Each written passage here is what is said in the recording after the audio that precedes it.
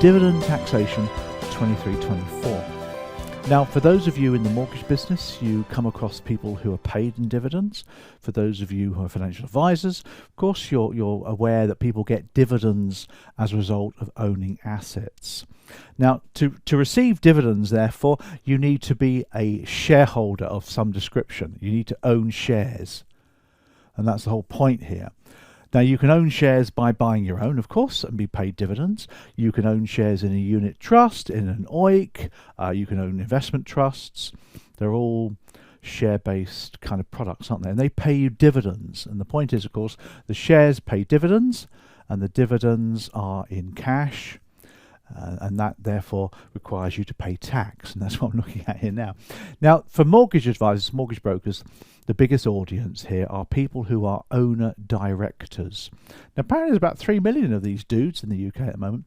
They run their own company, limited company, company's house, and they pay themselves a salary, probably a small one normally, and then they pay themselves dividends as part of their income, and they're taxed in exactly the same way. So let's have a quick review on how dividends are taxed. So no matter how you get them, they're taxed in the same way. When you receive a dividend, you are taxed. Now, there is an allowance. This is one that's gone down. It's now £1,000 for the current tax year. But the tax sheets give you all that information, as you know. Just to confirm that for you, let's just take a look at the tax sheet then, that you can see. Here's a tax sheet from a firm for this tax year. Now, if I just zoom in for you, you'll see here quite clearly in the middle there that dividend allowance, here we go, just bring that in there for you. There's the dividend allowance is at 0% for individuals up to £1,000 this year. It was 2,000. So in other words, you can earn £1,000 in dividends, and that's tax-free. But then you see the rest of the dividends then becomes liable to tax at these different rates. You've got basic rate there, high rate, and additional rate.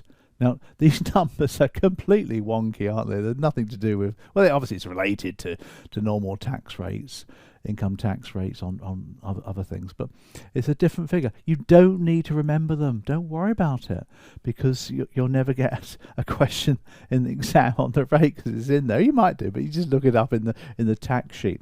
Now, the important thing to bear in mind when you're dealing with somebody who's paid dividends is that the lender will want to take into account salary plus dividends. So there's an order in the way that people are taxed. So let's just have a quick look at that order for you. We'll do this on the whiteboard. The first thing you look at when you're looking at somebody's tax position is all of their earned income. Now, we say earned because effectively you're earning it through salary, through profits from self-employment, from rent, pensions. All those things are earned income, and they come first. That often determines your tax band, you see, because you might have a large salary and rents, etc., and that determines your tax band for the rest of the tax. Then comes savings or interest, and that's where you get your personal allowance for interest from deposit accounts, that sort of thing. That gets added on the top. Then comes dividends or divs. Dividends. So as you can appreciate, therefore, you've got all of the earned income, which is most people's most income really, giving you your tax banding. So when it comes to taxing dividends, yes, you get your first £1,000 tax-free, but you're probably going to be in high rate tax, aren't you, when it comes to taxing the divs?